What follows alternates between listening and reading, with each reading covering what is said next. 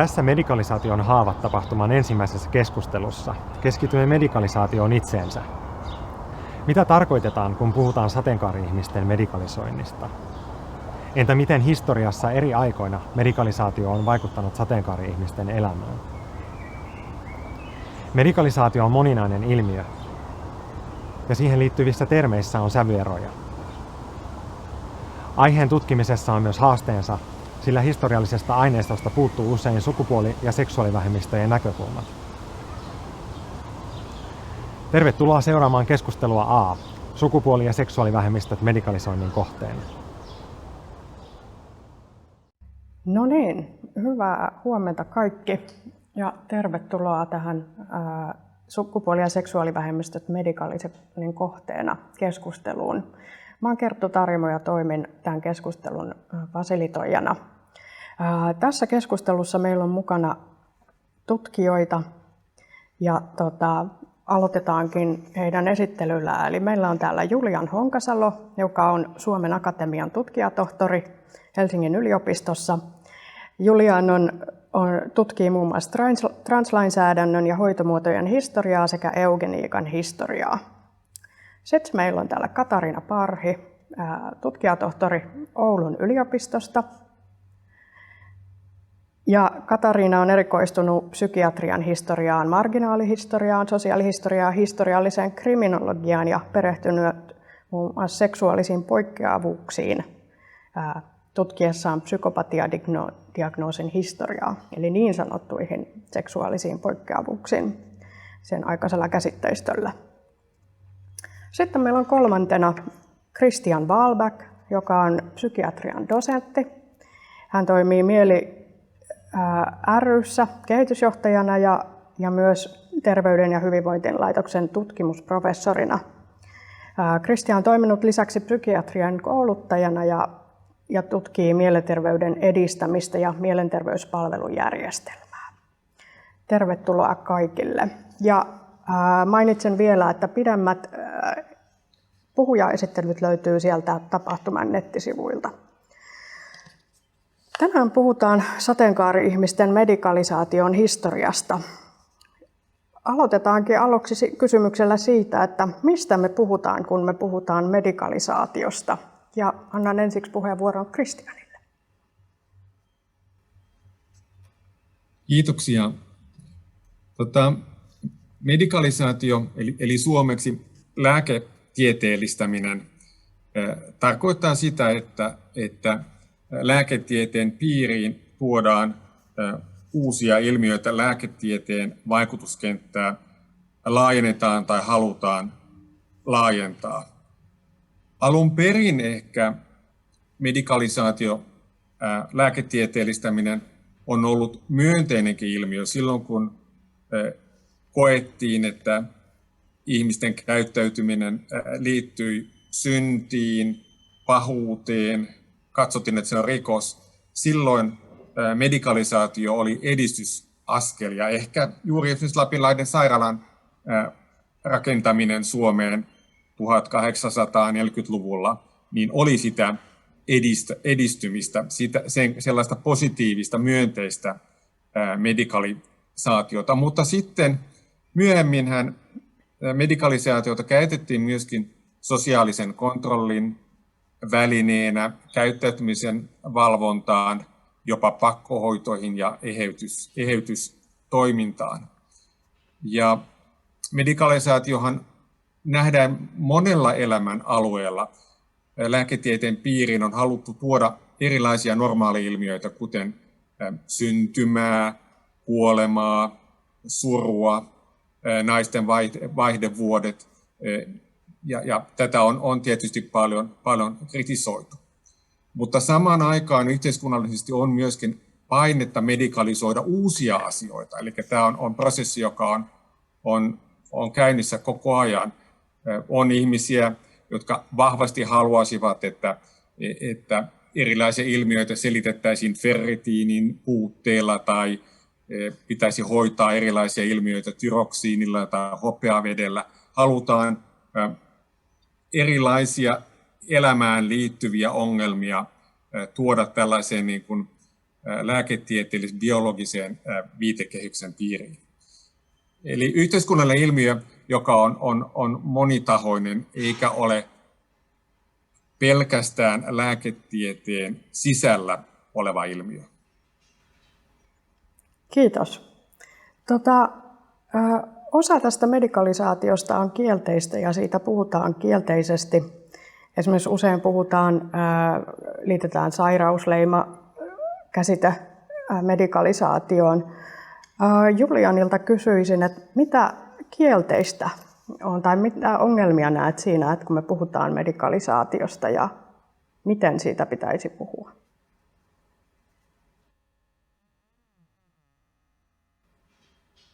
Joo, yhtyisin tuohon Christianin aikaisempaan puheenvuoroon. Vähän ehkä tarkentaisin, että eri tieteenalat määrittelee medikalisaation eri tavalla.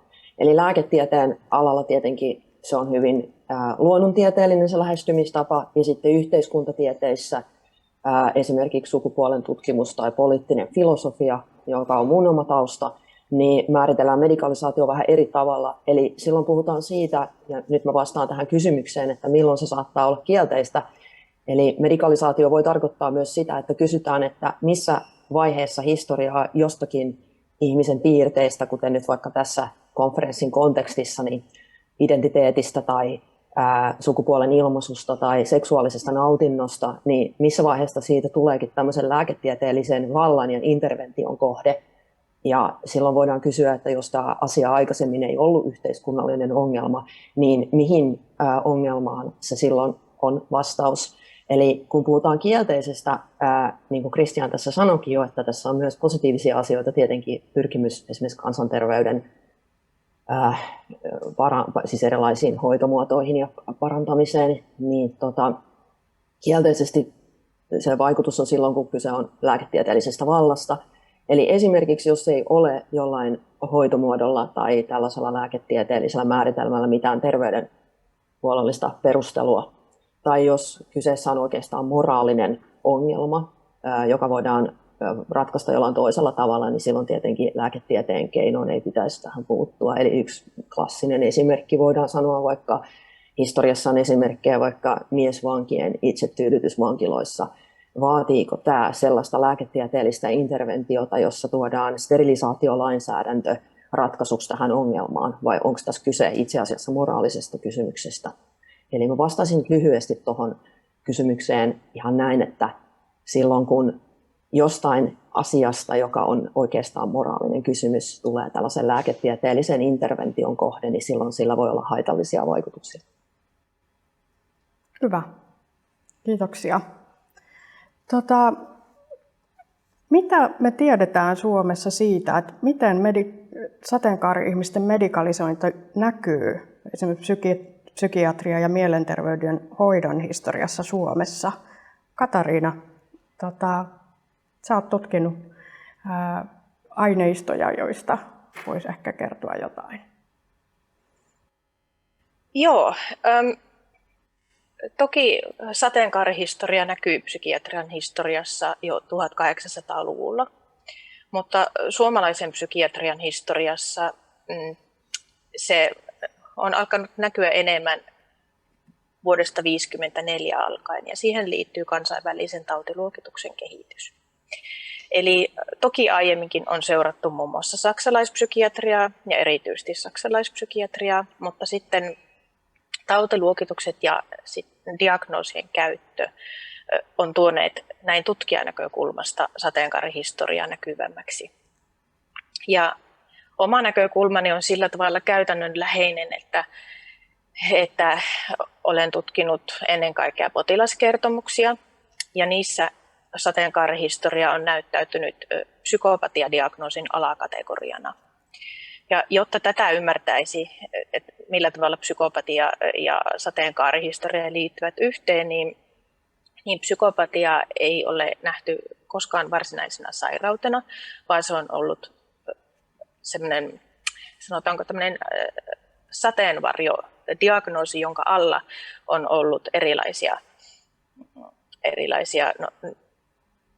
nykykielellä puhutaisiin ehkä häiriöistä. Tuolloin puhuttiin muun muassa luonnonvioista, joihin sitten niin sanotut seksuaaliset poikkeavuudet myöskin laskettiin. Ja sen voisin todeta, että edelleenkin 50-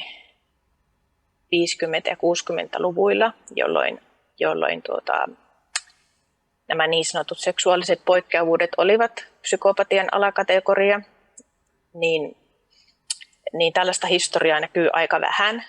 Eli sen voin todeta heti alkuun, että sellaisia tapauksia ei ole tullut vastaan, joissa sukupuoleen tai seksuaalisuuteen liittyvät kysymykset olisivat olleet sairaalaan joutumisen syy, vaan kyseessä on ollut jotain muuta ja mistään pakosta tai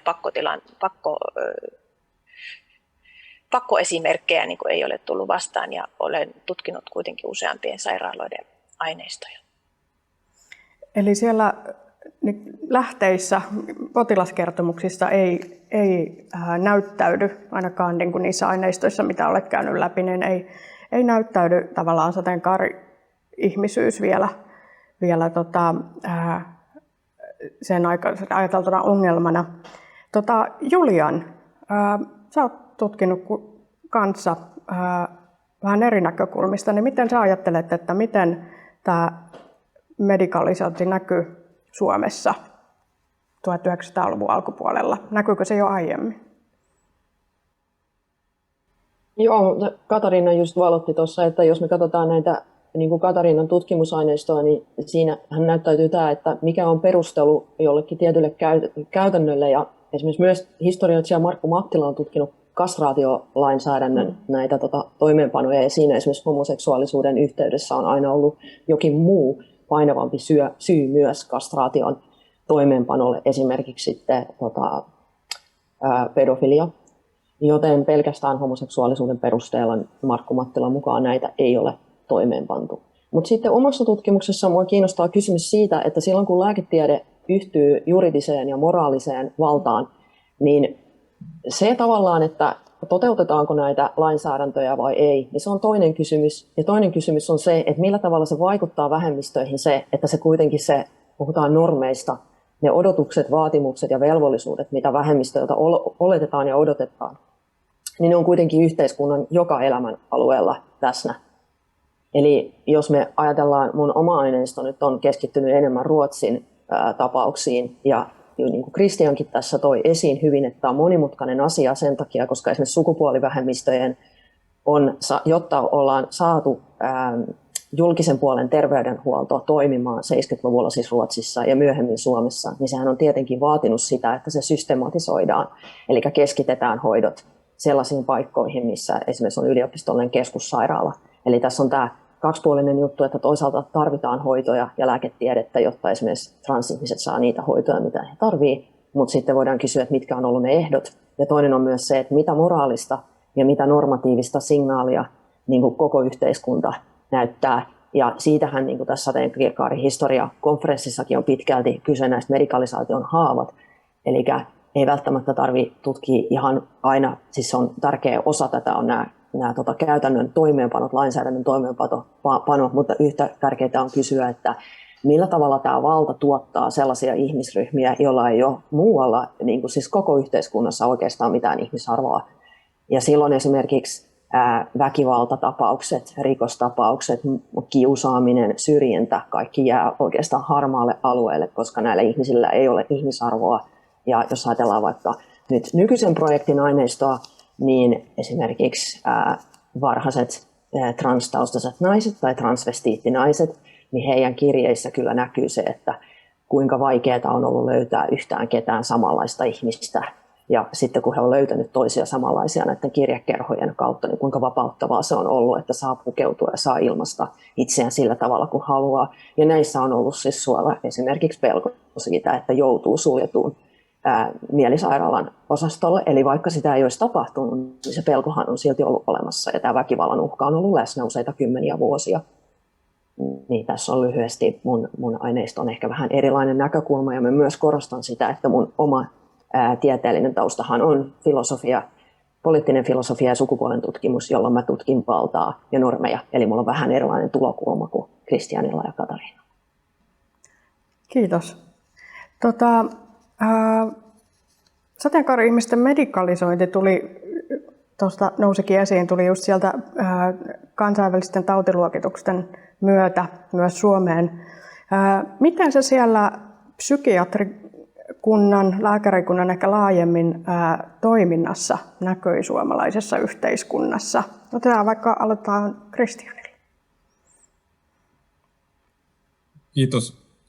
Aivan kuten Julian sanoi, niin vaikka kyseessä on siis yhteiskunnallinen ilmiö, juridinen ilmiö, tautiluokitus, niin kyllähän sillä oli vaikutuksia ihmisten elämään, yksittäisten ihmisten elämään paljonkin, vaikka Suomessa ei käytännössä ollut pakkohoitoa eikä eheytyshoitoja yritetty. Kyllähän se vaikutti siihen, että kun nuori ihminen hakeutui, sukupuoli- tai seksuaalivähemmistöön kuuluva nuori ihminen hakeutuu hoitoon, niin hänelle todettiin, että sinulla on tällainen poikkeavuus, se ei ole normaalia, meillä ei ole hoitoa tarjota, tämä on vain asia, jonka kanssa sun pitää jollakin tavalla pärjätä. Mutta kuitenkin se niin kuin luokiteltiin niissä kohtaamisissa poikkeavuudeksi, joka ei varmaankaan ollut itsetuntoa rakentava tai myönteinen asia.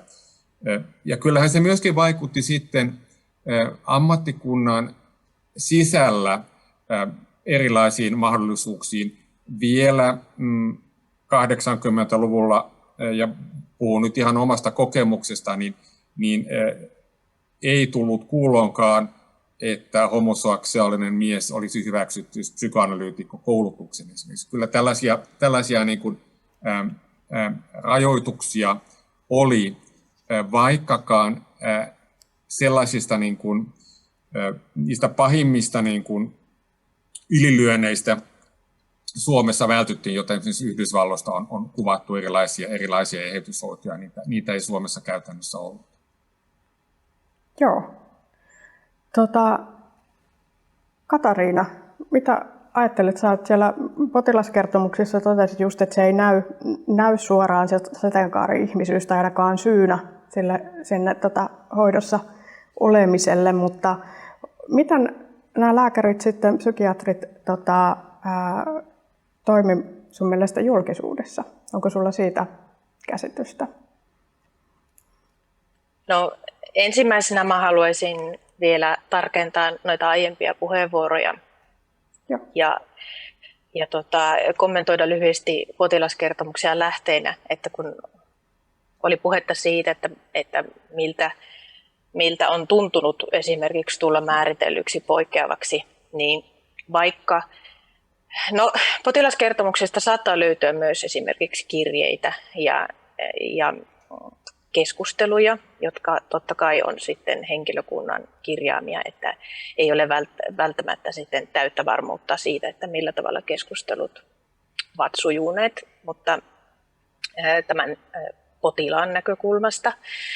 Mutta joka tapauksessa potilaskertomuksistakin on nähtävissä sitä laajempaa kontekstia, mitä liittyy yhteiskunnassa elämiseen, lähipiirissä, elämiseen, lähipiirin reaktiot, omaisten reaktioita, toimittajien jahtaamista ja kiinni jäämisen pelkoa. Että yhteiskunnalliset olosuhteet kyllä heijastuu myös tällaisista lääketieteellisistä ja sillä tavalla päästään jossain määrin kiinni myös kokemuksiin, jotka taustalla vaikuttavat ja ovat erilaisiin ahdinkotiloihin sitten osasyynä. Mutta mitä julkisuuteen tulee, niin ei varmaan yksiselitteistä vastausta, mistä aikakaudesta puhutaankaan. Että aika paljonhan on ennemminkin saatettu vältellä julkisuutta ja pitää tietynlaisia tapauksia piilossakin, että ei ole haluttu välttämättä tuoda niitä esiin. Tällaisia tapauksia ennemminkin tulee mieleen kuin sitä, että oltaisiin näkyvästi oltu esillä. Että totta kai lääkärin näkökulmasta on ollut myöskin ehkä ammatillista kunnianhimoa tuoda esiin vaikkapa transihmisten tutkimusta 70-luvulla. Että uskon, että tässä on ollut taustalla myöskin sitten ammatillista kunnianhimoa. Se on ollut ammattijulkaisuussa, että sitten tällaiset näkyvämmät kannanotot liittyy sitten ehkä enemmän tällaisiin henkilökohtaisiin arvoihin, mitä lääkäreillä on ollut, jotka sitten vaihdelleet laidasta laitaan. Eli se esimerkiksi transsukupuolisuus olisi ollut osalle lääkäreistä tällainen niin kuin, tavallaan kiinnostava ilmiö, johon he sitten lähti paneutumaan. Ymmärsikö oikein? Ymmärsit oikein, kyllä. Joo. No mitä sitten, mietin varsinkin Julian, sä muun muassa pohdit valtaan liittyviä kysymyksiä, niin minkälaista valtaa ajattelet, että sitten esimerkiksi lääkärikunnasta käytettiin?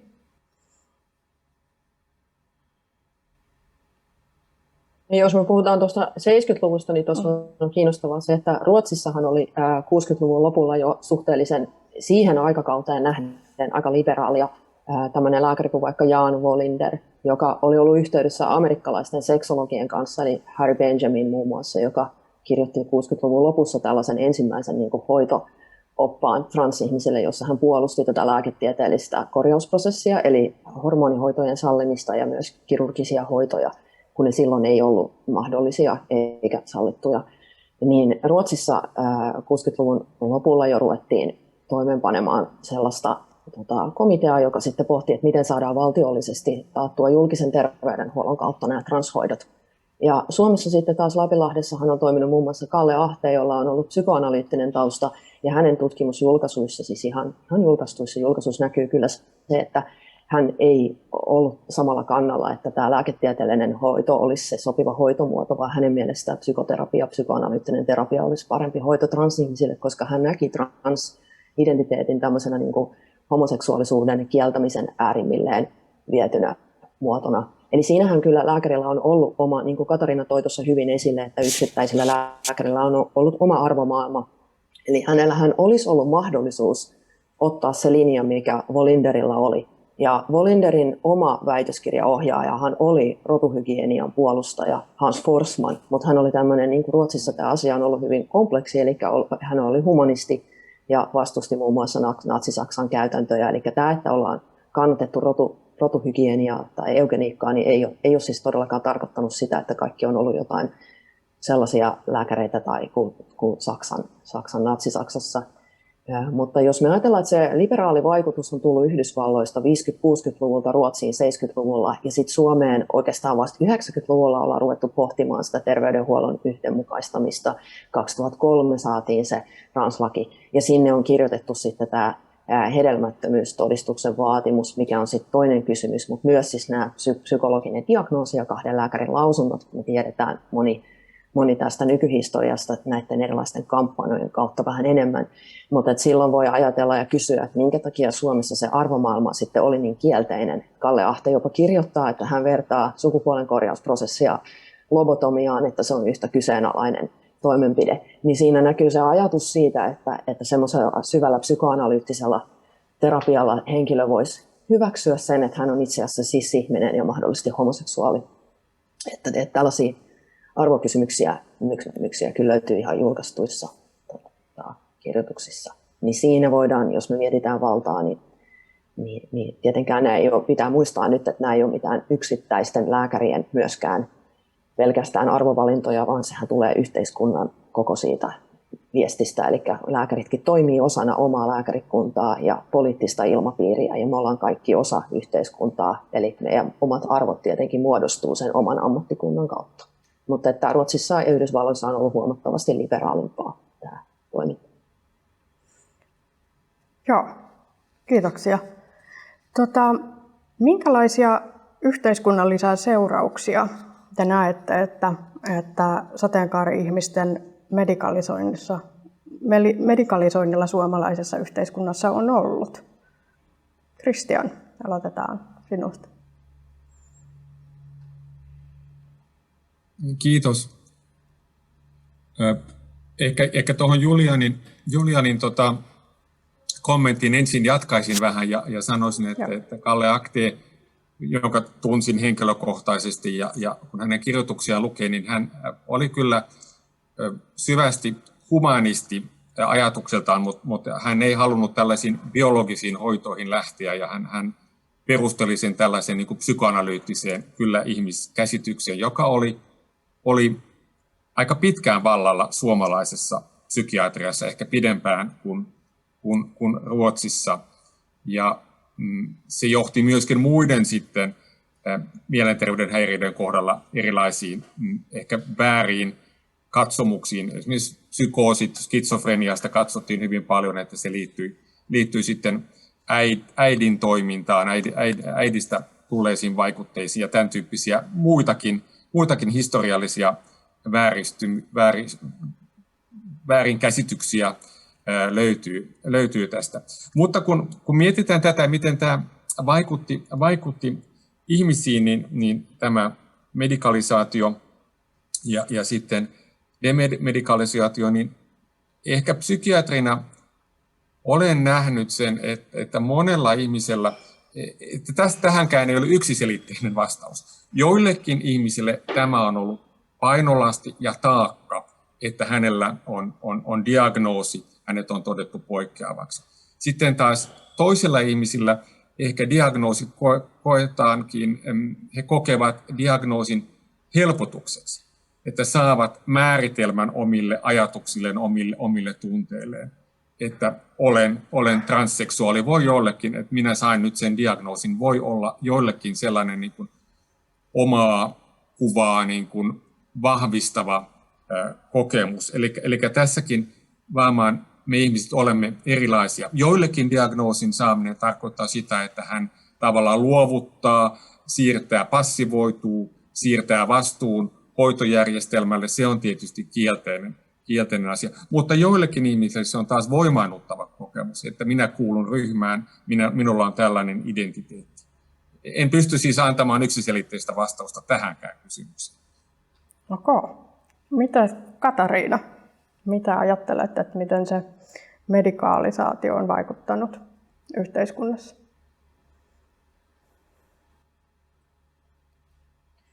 Jatkan vähän samoilla linjoilla Kristianin kanssa, kun pohdin sitä, että mitä kaikkea potilaskertomuksista pystyy saamaan irti.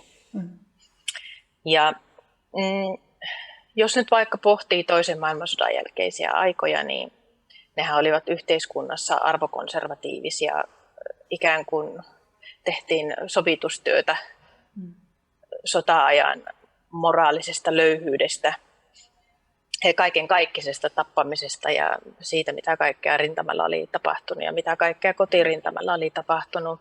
Että se on ihan semmoinen selkeä laajempi yhteiskunnallinen kehys siinä, missä tätä medikalisointiakin tapahtui.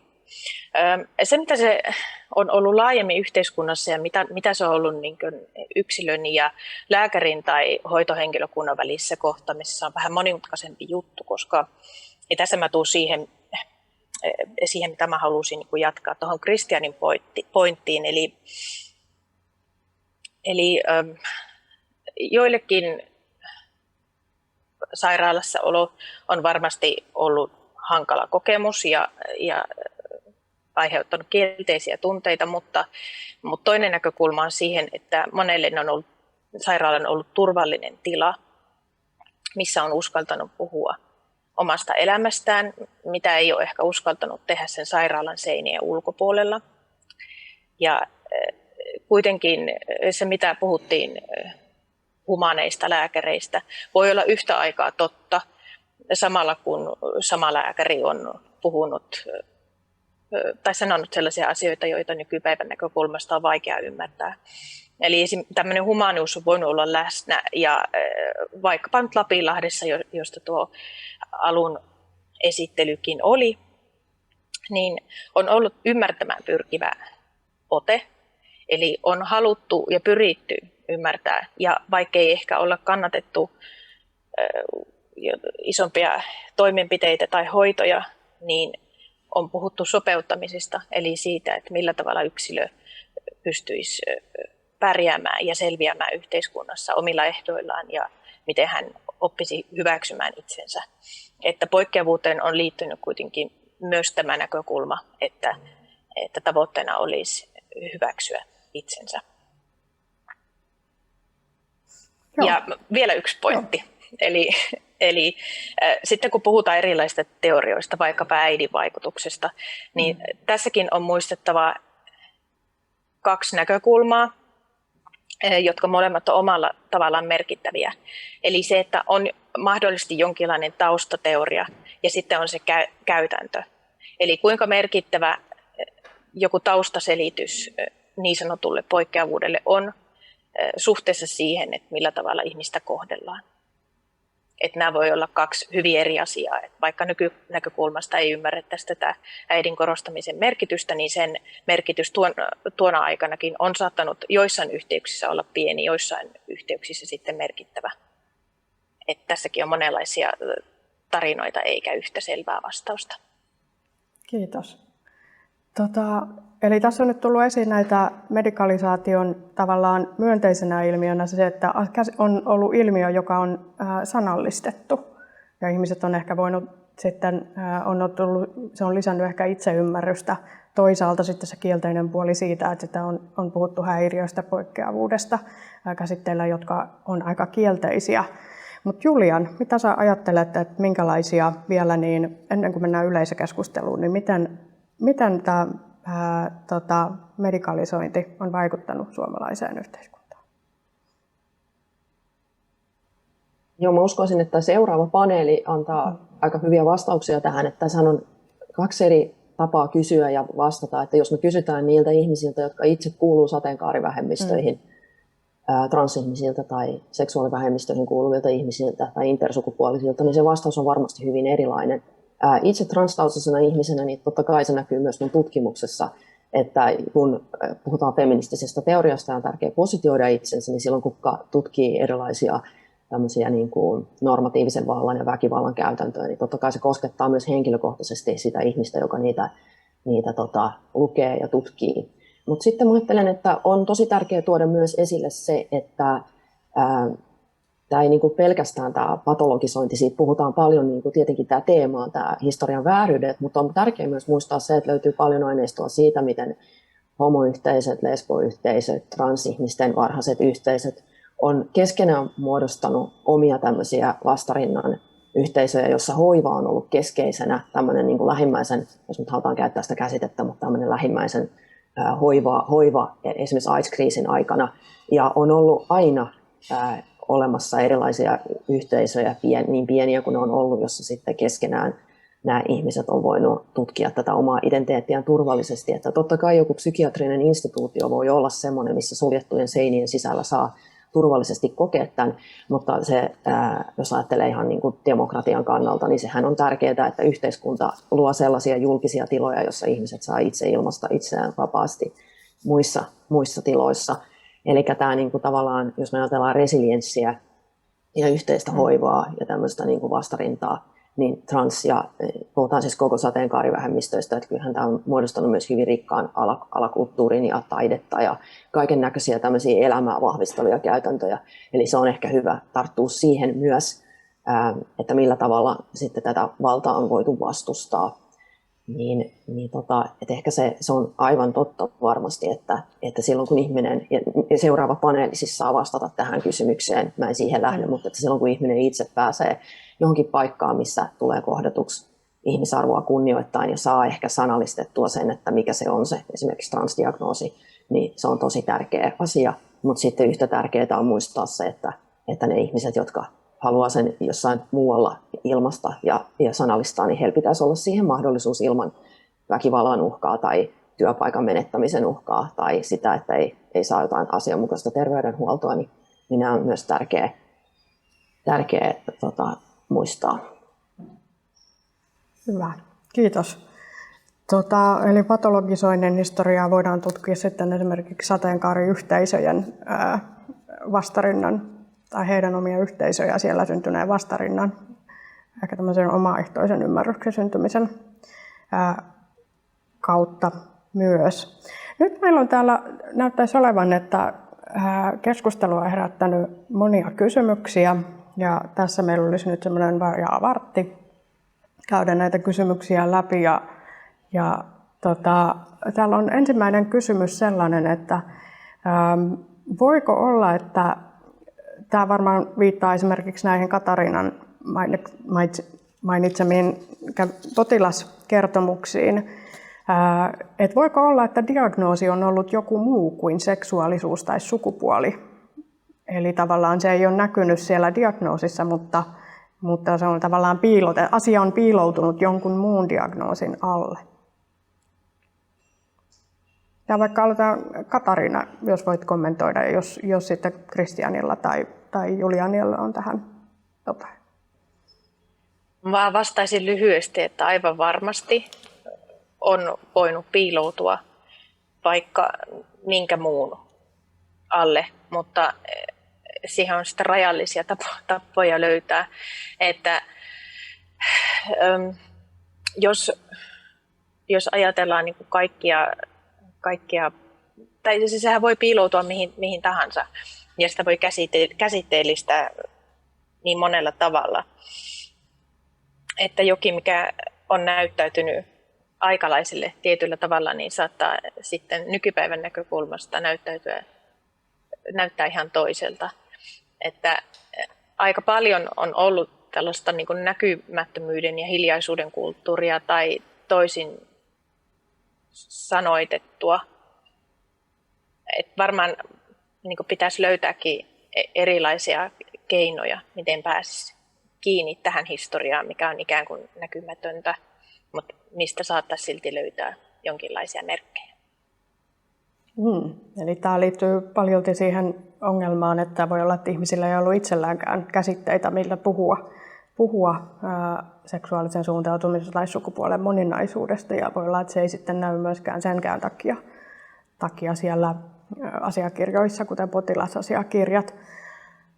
Täällä on muutama kysymys, koskee nimenomaan oppikirjoja ja tietokirjallisuutta ja ammattikirjallisuutta. Ehkä tämä voi muodolla yhdeksi kysymykseksi siitä, että miten seksuaalisuuden ja sukupuolen moninaisuus on näkynyt siellä. Ehkä tässä yhteydessä nyt ensisijaisesti lääketieteen ammattikirjallisuudessa ja toisaalta oppikirjoissa ja psykiatrian oppikirjoissa ja tietokirjallisuudessa. Olisiko Kristian sulla tähän? Kiitos. Jo 70-luvulta alkaen niin suomalaisessa psykiatriassa on käytetty pääosin amerikkalaista kirjallisuutta, amerikkalaisia oppikirjoja. Eli kun homoseksuaalisuus poistettiin vuonna 1973 Yhdysvalloissa tautiluokituksesta, niin se heijastui aika nopeasti myöskin siihen kirjallisuuteen, joka oli käytössä Suomessa. Suomalaiseen psykiatrian oppikirjaan muutos tuli hieman myöhässä. Se on tietysti osittain käännöskirjallisuutta, mutta jo silloin 70-luvun sitten loppupuolella niin myöskin suomalainen oppikirja oli ajan tasalla. Mä muuten yhtyisin tuohon Katariinan edelliseen puheenvuoron, että silloin, kun myös tänä päivänä niin sukupuoli- ja seksuaalivähemmistöt on yliedustettuina mielenterveyden häiriöitä kokevien ihmisten joukossa. Ja varmaan läpi aikojen niin monen itsemurhayritysdiagnoosin ja masennusdiagnoosin takana on sitten sukupuoli- tai seksuaalivähemmistöön kuuluvan ihmisen kokema stressi ja yhteiskunnan suhtautumisen vaikutukset, vaikka se ei sitten siinä varsinaisessa diagnoosissa näy. Joo, kiitos. Sitten seuraava kysymys täällä. Miten termit, joita on käytetty, ovat muuttuneet pidemmällä aikavälillä? Onko nämä medikalisaatiossa käytetyt käsitteet vaikuttaneet sitten ihmisten itsemäärittelyihin?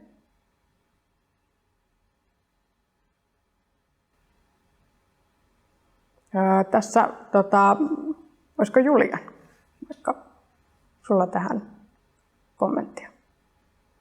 Joo, toi ehkä liittyy vähän tuohon oppikirjaesimerkkiin myös, että riippuu vähän siitä, että miltä vuosikymmeniltä niitä tarkastellaan, mutta kyllähän niin kuin, jos puhuu mä vastaan tähän kysymykseen ihan just tähän terminologiaan, koska tämä liittyy tähän, mutta ton eugeniikkaohjelman aikanahan oli paljon tämmöisiä kansanoppaita ja avioliitto-oppaita ja tämmöisen heteroseksuaalisuuden ja siveellisyyden oppaita, että millä tavalla tulee käyttäytyä ja millä tavalla tulee puhua ja pukeutua. Ja näissä kyllä oli piilo-opetussuunnitelmalla myös tämä binäärinen sukupuolimalli, joka on ollut hyvin kaksijakoinen, eli niitäkin voi katsoa, ne on ihan kiinnostavia.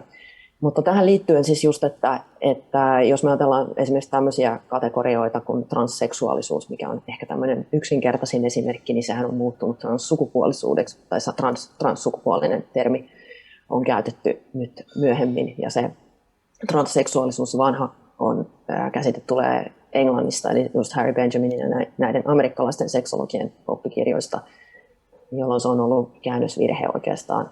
Ja sitten muun sukupuolisuus on nykyään uusi termi, joka tulee sitten, tässä on taas tämä, että kun normit muuttuu, niin myös yhteisöt vaikuttaa itsemäärittelyyn, ja sitä kautta pystytään sanallistamaan toisella tavalla sukupuolen moninaisuutta. Eli se riippuu hyvin paljon siitä, mitä aikakautta katsellaan, mutta kyllähän ne on muuttunut, että onhan homoseksuaalisuuden eri termitkin muuttunut, jos me katsotaan 1800-luvun materiaalia ja sitten nykypäivää. Että on toki, ja vaikuttaahan ne tietenkin myös itsemäärittelyyn, mutta niin kuin sanoin aikaisemmin, että ihminenhän ei voida ajatella näitä kysymyksiä pelkästään yksilöpsykologisina kysymyksinä, vaan ihminen on aina osa yhteisöä ja ihminen on aina osa yhteiskuntaa, ja ne normit vaikuttaa siihen, millä tavalla ihminen sisäistää sen yhteiskunnan valtavirran käsitteistön. Ja silloin yksilön on hyvin vaikea sitä vastustaa, ellei sillä ole just tukea. Ja jos on oma yhteisö, niin sitä kautta pystyy ehkä yrittää sanallistamaan toisenlaisia käsitteitä. Mutta hyvä kysymys kyllä tämä kysymys termeistä. Joo, ja tässä varmaan sitten yksi, mikä liittyy just niihin omiin yhteisöihin on, että siinä vaiheessa, kun Suomessa on alkanut olemaan enemmän sateenkaari-ihmiset on järjestäytynyt, niin ne on alkanut myös haastaa sitten niitä käsitteitä ja myös tuomaan parempia, heidän mielestään oikeampia käsitteitä yhteiskunnalliseen keskusteluun. Ja tämä on tietenkin kehitys, mikä nähdään edelleen jatkuvan. Jatketaan. Täällä on kysymyksissä, otetaanpa seuraava. Onko cis-naisten ja cis-miesten homoseksuaalisuutta käsitelty eri tavalla? Eli onko jompaa kumpaa, näkyykö jompikumpi enemmän siellä sateenkaari-ihmisten medikalisaation historiassa vai ei? Nyt en tiedä, osaisiko Kristian, olisiko sulla tähän, tai Katariina? Katariina olisi ehkä tähän parempi, hänellä on se pidempi historiallinen näkemys. Joo.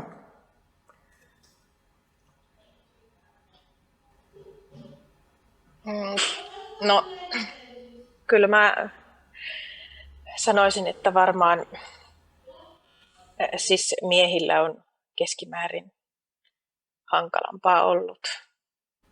Tai en tiedä, onko ollut hankalampaa, mutta että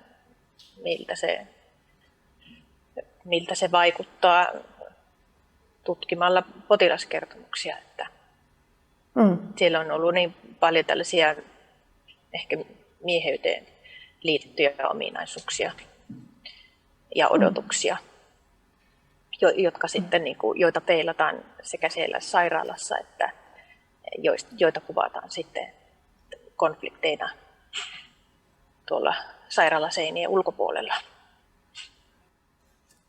Eli miesten homoseksuaalisuus näyttäytyi siellä ehkä enemmän kuin sitten lesbous. Kyllä, mutta ei puhuta suurista määristä, koska tosiaan ne tapaukset, mitä on tutkinut, niin on nimenomaan sairaalassa olleita tapauksia, että arkisempi medikalisaatio ei sinänsä kuulu mun tutkimuskohteisiin, että siitä ei ole ehkä sitten jäänyt samalla lailla jälkiä.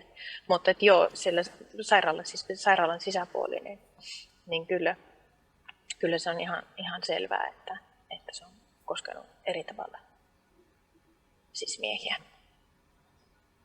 Joo. Katsotaan, joudun vähän kurkottelemaan tuonne kysymyslistaan.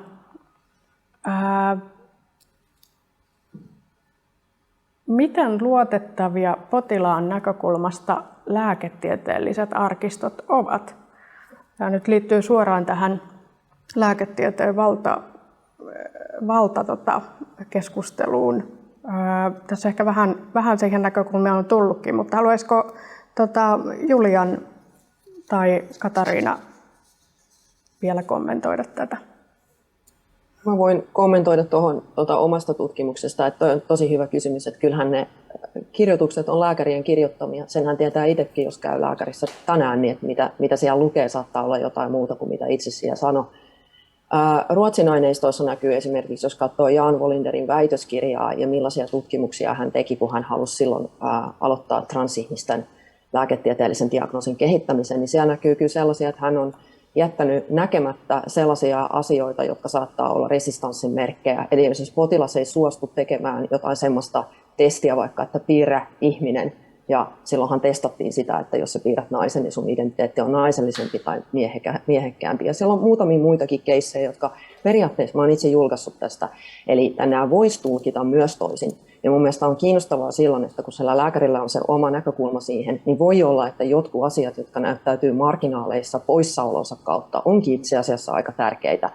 Eli tämä oli vain yksi esimerkki noista Ruotsin, eli tässä on 60-70-luvun aineistot silloin ollut ja yksi väitöskirja ja sitä edeltäneet tutkimukset. Mutta hyvä kysymys, että kyllähän se on niin, että se vaikuttaa. Ja vaikea ja hyvä kysymys tuo luotettavuus.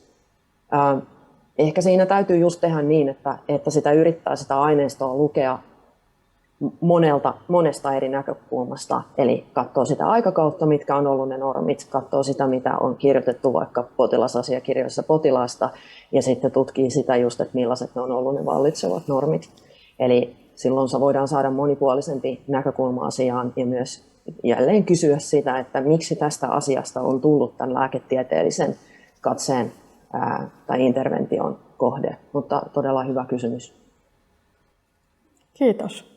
Meillä on tämä keskusteluaika ihan just päättymässä, mutta haluaisin vielä lopuksi kysyä teiltä kaikilta, voitte vastata, jos koette mielekkääksi, että mikä olisi sellainen asia sateenkaari-ihmisten medikalisaation historiasta, mikä vaatisi tutkimista, tai mikä on sellainen asia, mihin joko itse haluaisitte tai niin kuin yleisesti olisi tärkeää kiinnittää huomiota.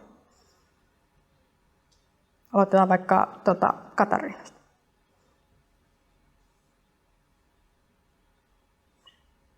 Apua.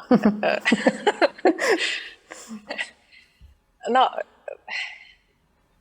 kyllä mä haluaisin ainakin, sanotaan näin yleisellä tasolla, että olisi ihanaa saada rikasta lähdeaineistoa ihmisten omista kokemuksista, päiväkirjoista ja muistoista. Että varmaan tällaista tutkimusta tehdäänkin, mutta että siitä kiinnostaisi kuulla lisää. Kiitos. Mitäs Julia? Joo, mä toivoisin tänä päivänä edelleen, että tutkijamaailmassa ja yliopistossa on edelleen alirepresentaatio sateenkaarivähemmistöihin kuuluvista tutkijoista ja myös tutkimusmaailmassa sellaisia rakenteita, jotka tukee nuoria tutkijoita, ihan siis väitöskirjaa ohjattavia, että otettaisiin myös huomioon se niin kuin representaatio siinä tutkimuksessa, että se olisi mun mielestä tärkeää. Tietenkin sitten myös aiheena siis intersukupuolisuus, sitten myös vammaisuus, ableismi. Että nyt kun puhutaan tästä patologisaatiosta, niin on tärkeää myös muistaa se, että meidän pitää muistaa se, että tällainen puhe saattaa myös olla ableistista, jos sitä ei tarkastella kriittisesti. Että jos niin kuin tässäkin paneelissa tuli hyvin esille se, että kaikki näähän ei ole vain stigmatisoivia, vaan ne voi olla voimauttavia ja tärkeitä. Et eri kysymys on se, että mitä me tehdään niille ihmisille, joilla on joku mielenterveys, vaikka diagnoosi. Mutta toivoisin enemmän yliopistojen tasolta tukea nuorille väitöskirjaohjattaville ja muille, jotka haluavat korkeakouluihin, jotka kuuluu sateenkaarivähemmistöihin. Tämä on myös luokkakysymys ja koulutuksen periytyvyyteen liittyvä kysymys, joka on sitten isompi teema. Mutta tässä hyvin lyhyesti mukavasti kiteytettynä tämä toive. Hyvä. Olisiko Kristian sulla mielessä joku? psykiatrian historia on paljoltikin tänä päivänä edelleen psykiatrien kertomaa ja miespsykiatrien kertomaa historiaa, että toivoisi, että saisimme jotenkin esille myöskin niiden potilaiden psykiatrian kohteena olleiden ihmisten äänet, eli saataisiin nostettua esille ne ihmiset ja ihmiskohtalot sieltä takana, ei pelkästään psykiatrian merkkimiesten historia. Kiitos. Ja oikeastaan tähän on hyvä päättää tämä keskustelu. Tämä on varmasti ollut yksi sellainen tämän Sateenkaarihistorian ystävät-yhdistyksen perustamisen yksi motivaatioita siihen, että me tarvitaan moninaisuutta sekä sinne, että kenen näkökulmasta sateenkaarihistoriaa tehdään tai että ne ihmisten omat tarinat tulee kuulluksi ja ensinnäkin ne löydettäisiin ja toisaalta sitten myös se, että se tutkimusta tekevä väki on moninaisempi. Kiitos paljon Katariinalle, Kristianille ja Julianille osallistumisesta tähän ensimmäiseen keskusteluun. Tästä on hyvä jatkaa tätä päivää. Kiitos oikein erinomaisista yleisökysymyksistä kaikille. Ja nyt on vuorossa semmoinen 10 minuutin tauko ja sitten 11:10 jatketaan sitten keskustelu B:llä, joka koskee transihmisten medikalisaatiota Suomessa. Kiitoksia.